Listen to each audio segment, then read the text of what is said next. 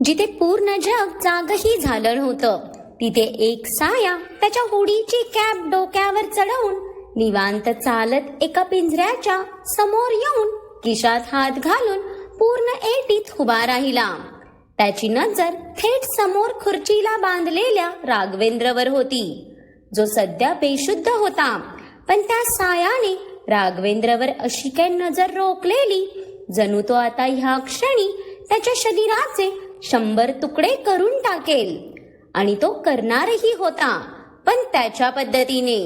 जर तू मध्यरात्री फक्त या माणसाला घुरण्यासाठी मला बोलवलं असेल तर साल्या तुला आता मी खूप घाणवाली शिवी हसडेन हा. आधीच तुझ्या कृपेने माझा दुसरा राऊंड सोडून आलोय मी. एकतर हे मिशन कंप्लीट झाल्याच्या आनंदात किती दिवसांनी एकत्र आलेलो आम्ही, पण तुझ्या जीवाला शांती कुठे ना. मागून आलेल्या त्या तनतनत्या आवाजाने अग्नियाने त्याच्या डोक्यावरची हुडीची कॅप खाली केली आणि तो मागे फिरला. विष्णू. पण त्याच्या आवाजातली ती गंभीरता बघून इथे विष्णूही क्षणात अलर्ट झाला. यार, आत्ता कोणाचं मड उचलायचं आहे तुला? भाई, आयुष्यात श्वास घ्यायला तरी टाइम दे यार. 30 पर्यंत पोहोचलो तरी तू काय पोरं होऊ देईना राव. एक लक्षात ठेव, जर माझ्या आधी तू नंबर लावलास तर मी काय तुला सोडत नसतो. विष्णूचा विषय नको त्या टाइमला इतक्या लांबवर पोहोचलेला बघून अग्नेयच्या थोबड्यावर आता रागाची छटा उमटली. तो इतका गंभीर असताना या माणसाला ह्याच्या पोरांचं पडलेलं. विष्णू, तुला जाताना तुझ्या दोन्ही पायांवर सुखरूप जायचं नाही का? अग्नेयचा आता कठोर झालेला चेहरा बघून विष्णूने हातात सुस्कारा सोडला आणि तो पुढे आला. Okay, tell me what happen. आपण ह्याला तर पकडलं ना, ज्याने आधी इतक्या मुलींवर अत्याचार करून त्यांचा जीव घेतला. प्लस ह्याची ही वाईट नजर वहिनींवरही पडली होती. तू मला फक्त 1 मिनिट आत सोड. हा सध्या बेशुद्ध आहे तर आत्ताच याचे डोळे काढून घेतो, म्हणजे उठल्यावर याचा धृतराष्ट्र होईल. विष्णू राघवेंद्रकडे बघून अक्षरशः दात ओठ खात होता. त्याने मागची 6 वर्ष त्याचा राग कसा कंट्रोल केलेला हे फक्त त्याला माहीत. अग्नेयच्या सांगण्यावरून त्यांनी हे मिशन स्टार्ट केलेलं, पण त्यासाठी त्यांनी खूप मोठी रिस्कही घेतली होती. विष्णू, ह्याला तर आपण पकडलं, पण तो कोण होता ज्याने मोनासोबत मिसबिहेव करून आफ्टर दॅट तिलाही मारून टाकलं? ते पण का आणि कशासाठी? अग्नेयला मोनालिसाला घेऊन इतका गहन विचार करताना बघून इथे विष्णूच्या भुवया उंचावल्या ना. भाई, तू विसरतोय का तुझं लग्न झालंय ते? म्हणून तुला तुझ्या अय्याशीचे दिवस आज जरा जास्तच आठवतायत. हा, आता मोनालिसा जरा जास्तच बोल्ड होती आणि तिच्यावर तू पुरेपूर डावही टाकलास. पण मित्रा, तुझ्या वाहत जाणाऱ्या भावनांना आवर जरा. आता लग्न झालंय राव तुझं. विष्णूच्या टोमण्यावर इथे अग्नीचं तोंड बघण्यासारखं झालं. पण पुढच्या क्षणी त्याने पुढे येत विष्णूच्या पोटात जोरदार पंच ठेवून दिला. आईचा ह्यासाठी तयार नसलेला विष्णू तर पोटात वाकून जोरात कळवळत मागे अडखळला.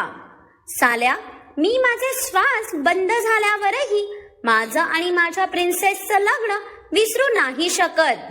तर आता जिवंतपणी विसरण्याचा काय संबंध? आणि दिवस आठवायचेच असतील तर मी माझ्या जाणासोबतचे आठवेन ना. तसही आता तिच्याशिवाय या अग्नीला आता कोणता दिवसच काय, तर रात्रही नको आहे. अग्नीचं ते भडकलेलं रूप बघून विष्णूने मनात हसतच शरणागती घेतली. अग्नीच्या सियाप्रतीच्या प्रेमाला तो जाणून होता. ती होतीच अशी की तिच्यावर हा राक्षसच काय तर कोणीही मोहित होईल. मग हे तू तोंडानेही सांगू शकत होता ना. त्यासाठी मारायची काय गरज होती? विष्णू कशाबशा त्याच्या वेदना लपवत उभा राहिला. पण जर त्याच्या जागी कोणी दुसरा असता तर अग्नीच्या एका पंचमध्ये नक्कीच त्याच्या बरकड्या तुटून तो गार पडला असता. जिथे माझ्या जाण्याचा विषय येतो तिथे मी आउट ऑफ कंट्रोलच होतो. अग्नेयाने आता शांत आवाजात बोलत खांदे उडवले. मी वहिनीचा विषय काढला नव्हता, तर फक्त तुझ्या लग्नाबद्दल बोलत होतो. आणि निर्लज्ज माणसा, आउट ऑफ कंट्रोल व्हायला तुला माझ्यातही तुझी जाणा दिसतीये का? तसं असेल तर आत्ताच सांग बाबा, म्हणजे मी माझ्या बायकोकडे पळत सुटतो. विष्णूची परत वायफळ बडबड सुरू झालेली बघून अग्नेय रागात त्याच्या कमरेतली गन काढणार, तोच विष्णूने आधीच सरेंडर करत हात वर केले. Vishnu, now I am dam serious man. कारण ज्याने पण मोनालिसाला संपवलंय त्याचं टार्गेट ती कधीच नव्हती. त्या व्यक्तीला फक्त मला अडवायचं होतं, म्हणून तर माझ्या रिलेटेड गोष्टींना तो ट्रॅप करायला बघतोय. बाकी सगळं हा अग्निहोत्री हँडल करू शकतो, पण त्या व्यक्तीला माझी कमजोरी समजली नाही पाहिजे. अग्नियच्या टेन्शनचं कारण समजताच विष्णूने त्याच्या पॉकेटमधून सिगारेट काढून तोंडात पकडली. अग्नी, तुला अजूनही वाटतंय तुझी कमजोरी त्याला कळाली नाही आहे. विष्णू लायटरने त्याची सिगारेट पेटवत तिथेच बाजूच्या बेंचवर पसरला. आय नो विष्णू, त्याला समजलं तर आहे, म्हणून तर माझ्या जाणावर तो वॉच ठेवायचा प्रयत्न करतोय. पण त्याला माझ्या सनकबद्दल काही माहित नाही वाटतं, म्हणूनच तर आगीशी खेळत आहे ना तो. अग्नीचे डोळे रागाने अक्षरशः आग ओकत होते. खूप भडकला होता तो. डोंट वरी अग्नी, ह्यावेळी आपण समोरच्याला वार करायचा चान्सच द्यायचा नाही. तो सध्या शांत बसलाय म्हणजे तो काहीतरी मोठा प्लॅन करतोय, तेही असं काही जे अगदीच खतरनाक असेल. त्याआधीच तू तुझा नेक्स्ट प्लॅन ऑन कर. बाकी मी आणि माझी डार्लिंग आहेच. विष्णूने त्याची सिगारेट पेटवत त्याचा मोठा कश भरत त्याचा झुरका हवेत सोडला आणि तीच सिगारेट मग अग्नेय समोर धरली. साल्या, म्हणजे डोकं लावायचं काम मलाच दे तू. पूर्ण जगाचा लोड मीच घेऊन फिरतो. अग्नेयने चिडतच कश भरला. अग्नी, यू ऑल्सो नो दॅट हे प्लॅनिंग प्लॉटिंग आपल्याला काही जमत नाही. ते तू आणि माझी डार्लिंगच हँडल करू शकता. बाकी ह्याचं काय करायचं ते फक्त सांग. आता आलोच आहोत तर ह्याच्या सोबतही एक राऊंड होऊनच जाऊ दे. विष्णूने राघवेंद्रकडे बघत त्याच्या हातातला कडा रागाने मागे केला. नो विष्णू, हा माझ्या आधीही रॉकीचा शिकार आहे. त्याच्या बहिणीलाही या नराधमाने नाही सोडलं. इतकं बोलून अग्नेय विष्णू सोबत तिथून बाहेर पडला. सकाळी सियाची मॉर्निंग डोकादुखीने सुरू झालेली, पण आजपासून अग्नेयने तिला ऑफिसला यायची परमिशन दिल्याने तिला उठणं तर भाग होतं. म्हणून ती तिचं आवरून आरशासमोर तयार होतच होती की मागून अग्नेयने येऊन तिला मिठीत भरलं आणि एका बाजूने तिच्या केसांवर ओठ टेकवले. What happen? तो समोर आरशात दिसणाऱ्या तिच्या कोमेजलेल्या चेहऱ्याला बघत होता. अहो, माझं डोकं दुखतंय. पण त्याला समोर बघून सियाचं तोंड इवलूसच झालं ना. अटेन्शन नको का भेटायला? मग काल रात्री माझ्यासोबत फाईट करण्याऐवजी शांत झोपली असती तर आता तुला हेडेक झालं नसतं ना. पण नाही, मॅडमला तर विनाकारण भांडायलाच एनर्जी आलेली. अग्नेयने तिला वळवून स्वतः समोर केलं. खरं तर त्याला तिच्या या अंगमस्तीला बघून तिचा राग येत होता. काल तो तिला जबरदस्ती आरवच्या रूम मधून घेऊन आल्याने मॅडम खूप चिडल्या होत्या. नंतर तर साधं तिने त्याला जवळही येऊ दिलं नाही. म्हणून रात्री बेरात्री ही भटकती आत्मा फिरत होती वाटतं. अहो, मी भांडत नव्हते तर तुम्ही भांडत होता. काय काय गरज होती तुम्हाला मला आरूच्या रूम मधून घेऊन यायची? एक दिवस मी त्याच्याजवळ थांबले असते तर काय झालं असतं? किती घाबरलं होतं ते लेकरू. मी थांबावी म्हणून किती आशेने बघत होतं, पण नाही, तुम्हाला तर कधी कोणाचं ऐकायचंच नसतं, स्वतःच खरं झालं पाहिजे. सिया नेहमीप्रमाणे आत्ताही रात्रीच्या तिच्या सगळ्या चुकांचं खापर अग्नेयच्या डोक्यावर फोडून ती मोकळी झाली. ते बघून इथे अग्नेयाने त्याचे डोळे मिटून त्याचा राग गिळला. या मुलीशी भांडून त्याचाच बीपी वाढेल हे जाणून होता तो. जाणा, मी जे योग्य असतं तेच खरं करण्याचा प्रयत्न करतो. विनाकारण नसते मुद्दे पकडून नाही बसत मी. अग्नेयचीही आता हलकी चिडचिड होऊ लागलेली. ती त्याला समजून घेत नाही म्हणूनच राग येत होता त्याला. अहो, उगाच काहीही बोलू नका. कालच्या मुद्द्यात तुम्ही सपसेल चुकीचे होता. आरवला माझी गरज होती. घाबरलं होतं ते लेकरू. सियाला परत सुरू झालेलं बघून आता मात्र अग्नेयाने मनातच हातात सुस्कारा सोडला. या मुलीसमोर डोकं आपटण्यात काहीच अर्थ नव्हता. उलट स्वतःच रक्त आटवण्याची कामं होती ही. ओके फाईन, माझी चूक होती ना, देन आय एम सॉरी. मला काल तुझी गरज होती म्हणून मी तुला घेऊन आलेलो. I want to spend some time with you. But I think माझा हा विचार चुकीचा होता, कारण मी तर हे विसरलो होतो की तुला मी सोडून पूर्ण जगाचं पडलेलं असतं. अग्नेय शांत आवाजात सियाला सुनावून मागे फिरणार. तिथं सियाने त्याचा हात पकडला. अहो, सिया त्याला काही बोलायला जाणार की, आणि हो, तुला आजपासून तू हवे तिथे झोप, आरवच्या रूम मध्ये नाही तर नित्याच्या. तुझी मर्जी, मला काहीच प्रॉब्लेम नाही. आणि नाही मी तुला काही बोलणार आहे, कारण बोललंही त्यालाच जातं जो व्यक्ती आपल्यालाही थोडंसं समजून घेतो.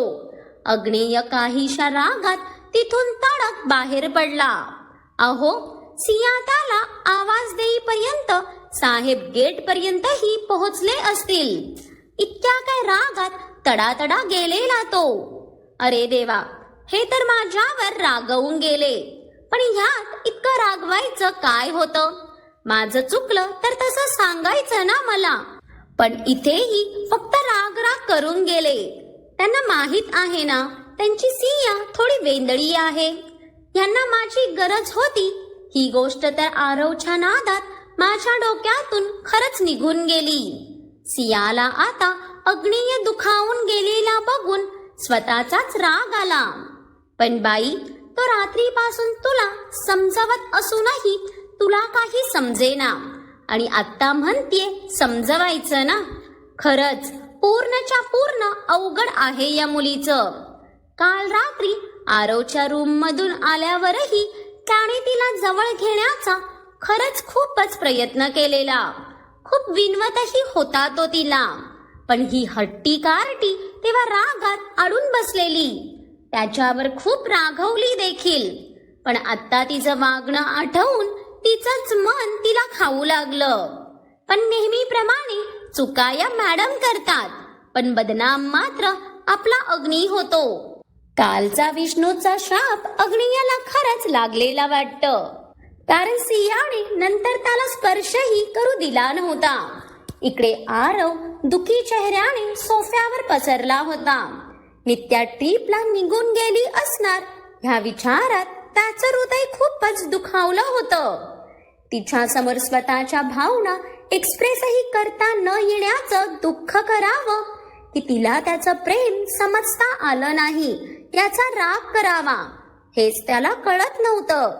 न कळत त्याचं मन तिच्यावर हक्कही गाजवायला लागलेलं आणि तिच्याकडून अपेक्षाही करत होतं. काय करणार, आयुष्यात पहिल्यांदा साहेब खऱ्या प्रेमात जे पडलेले. आताही तो गप्प डोळे मिटून सोफ्यावर पडून होता. पण त्याला मगाचपासून न पिता असं देवदास झालेलं बघून इथे आजीची नजर मात्र बारीक झालेली. पण उगाच सकाळी सकाळी या मुलाच्या नादी का लागाना म्हणून ती सध्या गप्प बसली होती. नशीब तेवढी तरी समज होती म्हातारीला. आरू निघायचं, तोच सियाच्या आलेल्या त्या गोड आवाजाने आरवच्या भंग पावली आणि त्याच्यासोबत आजीनेही तिकडे पाहिलं आणि ते बघतच राहिले. पिंक आणि व्हाईट कलरचं कॉम्बिनेशन असलेल्या त्या सिल्क साडीवर तिने स्लीवलेस ब्लाउज घातलं होतं आणि केसांना फक्त एका छोट्या क्लच मध्ये टक इन करून तिने बाकी मोकळे सोडलेले. पण या साध्या सिंपल ड्रेसिंग मध्येही किती कहर ढाळत होती ती. आरू तो काही बोलत नाही बघून सियाने त्याला परत हाक मारली. तेव्हा कुठे जाऊन या दोघांची तंद्री तुटली असेल. निघायचं, पण कुठे निघायचं त्याला एक क्षण समजलं नाही. अरे आजपासून मी ऑफिस जॉईन करत आहे. सियाच्या त्या एका वाक्यावर आरवच्या ओठांवर किती ते भलं मोठं हसू पसरलं. चला, दिवसातली निदान एक तरी चांगली न्यूज या कार्ट्याला खुश करून गेलेली. तू खरंच बोलतीये वहिनी? म्हणजे भाईने तुला परमिशन दिली? आरवला तर अजूनही विश्वास बसत नव्हता. हो बाबा, दिली. आता चल, नाहीतर उशीर होईल. आजी येते मी, मॉमलाही सांगा. सिया आजीच्या पाया पडून हातातल्या बॅगेतून फोन काढत बाहेर निघाली आणि जाऊन आरवच्या गाडीत बसली. तसा आरवही येऊन त्याच्या कारच्या ड्रायव्हिंग सीटवर बसला. आरव गाडीत बसताच कारच्या गाड्याही सेट झाल्या. पण तो जसा गाडी काढणार तोच मागचा डोअर उघडून कोणीतरी घाईत आत बसलं आणि या दोघांच्याही माना पटकन मागे वळल्या. यार आरव, आज सिया काय येते? तू तर राव तुझ्या भावाला विसरूनच गेला. नेहमी तर सोबतच जातो ना आपण. कुणालच्या बोलण्यावर आरवने जीभच चावली. सॉरी यारदा, ते वहिनी येते या खुशीत मीच विसरून गेलो. आरवने कान पकडताच कुणाल फक्त गालात हसला आणि त्याची नजर सियाकडे वळली. Good morning Siya. त्याच्या ग्रीटवर सियाने मात्र त्याला फॉर्मली स्माईल देत परत पुढे बघितलं आणि आरवच्या गाड्यांचा ताफा रस्त्याला लागला. अग्नियने आल्यापासून स्वतःला कामात झोकून दिलेलं. आताही तो त्याच्या केबिन मध्ये त्याचं काम करत बसलाच होता की boss boss, Siya baby lift मध्ये अडकल्या. रॉकी पळतच आत आला, पण त्याच्या या वाक्यावर इथे अग्नीचा श्वासही अडकला ना. मग काय वाटतं तुम्हाला? जो कोणी तो हाईड दुश्मन आहे त्याला अग्नीची कमजोरी समजली आहे का? आणि तो आता त्याच कमजोरीचा फायदा घेणार का? यासाठी आता पुढचे सगळे थ्रिल वाले भाग आवर्जून बघा. आणि आजचा भाग आवडला असेल तर भरभरून कमेंट्स करून सांगा आणि खूप साऱ्या लाईक्सही द्या. आणि ज्यांनी अजून माझ्या स्टोरीला सबस्क्राईब केलं नाही त्यांनी आठवणीने सबस्क्राईब करा, कारण लवकरच आता या स्टोरीचा मेन सस्पेन्स ओपन होईल.